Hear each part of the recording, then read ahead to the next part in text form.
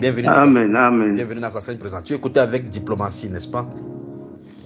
Amen, amen. Shalom à toi, bien-aimé. Si tu as des témoignages à donner, des choses à nous dire avant de conclure pour la prière de la soirée, c'est entre tes mains, mon frère. Comme le Seigneur te guidera. Amen, amen. En tout cas, avant de continuer, je voulais d'abord te dire je t'aime, mon frère. Moi aussi. Je t'aime, Maman Grâce. Et j'aime tous les intercesseurs là-bas, au nom de Jésus. Seulement les intercesseurs d'ici que tu aimes. Du monde entier. Ils sont partout, déversés. Allons-y, mon frère. Ok.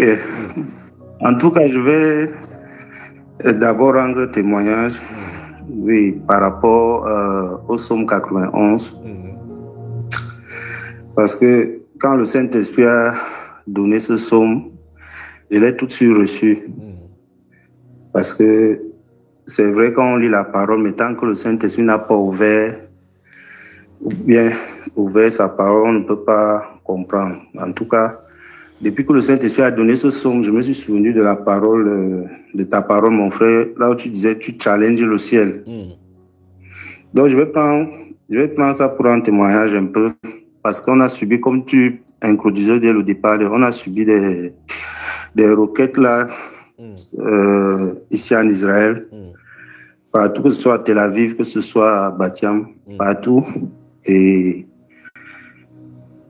chaque fois que ces choses arrivent, c'est le psaume 91 qui me revient.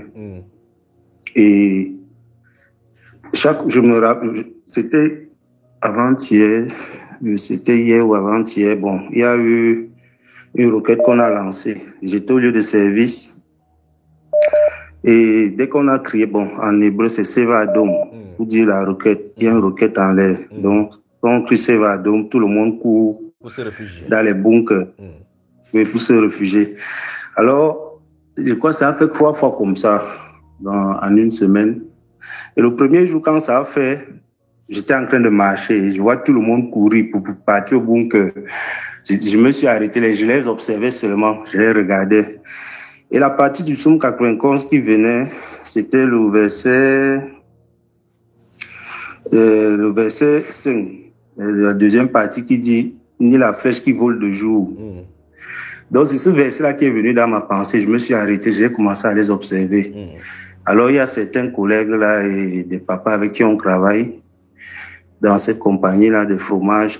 Ils ont commencé à me crier dessus que « Mais qu'est-ce que tu fais ?» Mais tu n'entends pas qu'il y a la roquette en l'air, c'est va, donc cours, va te cacher. Je dis que non, je suis déjà en sécurité, je n'ai pas besoin d'aller là-bas. Je ne pars pas là-bas, je suis là. Je les observais seulement. Bien après, ils sont revenus me retrouver, ils m'observent. Après, ils tournent le dos, ils partent. Deuxième jour, c'est va Adom encore. J'étais en train de travailler dans mon coin. Comme on travaille avec des Congolais là-bas, des frères africains, alors tout le monde a couru. C'est va Adom, tout le monde court. Je suis là, c'est comme si moi, mes oreilles étaient bouchées. Je pense que ce jour-là, je suivais un enseignement sur la sanctification de la femme, la première partie. J'étais en train de suivre l'enseignement et je vois tout le monde courir. Bon, il vient, il me bouscule. Hey, Oliver, c'est va Adom. Après, il dit non, je les observe, je ne parle même pas. Après, ils partent tous. Bon, après une minute, ils ressortent. Après, il y a mes soeurs africaines congolaises qui viennent. Ils me disent que, mais je dis, hein, toi, tu es fou, hein. Tu es fou, quoi. Tu entends Seva Adom, tu restes placé là. Toi, tu es quel genre de personne? Tu veux mourir? Après, je lui ai dit, celui qui est mort n'a plus peur de la mort. C'est tout ce que je lui ai dit.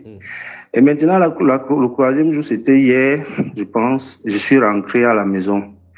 Quand je suis rentré, je me suis allongé au canapé. J'étais couché là. Je crois que c'était lundi qui avait le direct. Je pense que c'était lundi. Je me suis couché au canapé. J'étais en train de parler avec le Seigneur dans mon cœur, comme d'habitude. Directement, c'est Vadom. La roquette encore en l'air. Et les voisins viennent cogner la porte. Ils cognent. J'étais là. Ma femme était dans la chambre. Ico, je n'ai même pas bougé le petit doigt. J'étais moi couché là. Mon fils était encore couru partout dans la maison. Il chantait Merci Père, il chantait les louanges là-bas. Après, ma femme court, elle vient, elle dit Joël. Parce que c'est le nom qu'elle m'appelle avec, c'est le petit nom qu'elle m'appelle avec Joël. Elle dit, mais Joël, on cogne à la porte. Tu n'ouvres pas, je connais pas. Moi, je ne veux pas ouvrir. Après, quand elle ouvre la porte, les voisins disent, mais c'est Valdôme, ne restez pas dans la maison, sortez. Bon, j'ai dit à ma femme, toi, tu as ouvert la porte, tu ne peux plus fermer, ils vont se te déranger. Après, ils ont regardé, ils voient comment je suis allongé, ils demandent à ma femme, mais ton mari, lui ne sort pas, il n'entend pas que c'est Valdôme. Elle dit que non. Il ne veut pas, j'ai dit à ma femme, laisse-moi dormir, c'est Valdôme, et puis quoi encore? Et je suis resté couché. Donc, pour dire quoi? La parole du Seigneur est vivante. Parce que c'est quelque chose que, comme le frère dit toujours, challenge le ciel. C'est quelque chose pour moi de challenger le ciel avec cela.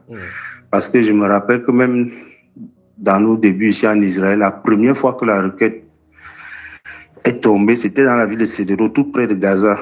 Là, c'était en 2014, je pense. Et on cohabitait avec les Ivoiriens.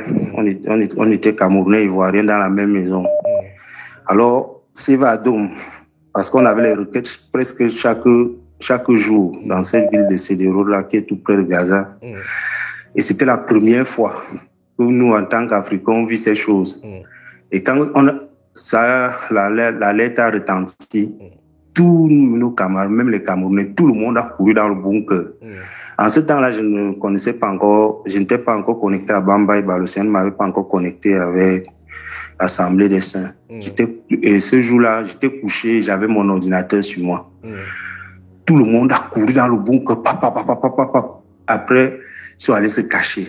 Après, tous reviennent, Ivoiriens comme Camerounais, ils viennent, ils m'observent, ils me regardent. Puis ils disent, gars, tu n'as pas peur de mourir. Après, l'un de mes camarades avec qui on a fréquenté, il dit, vous pensez que Abraham peut mourir dans son pays? Si c'est son pays, qu'est-ce que la bombe peut lui faire? Lui ne peut pas mourir.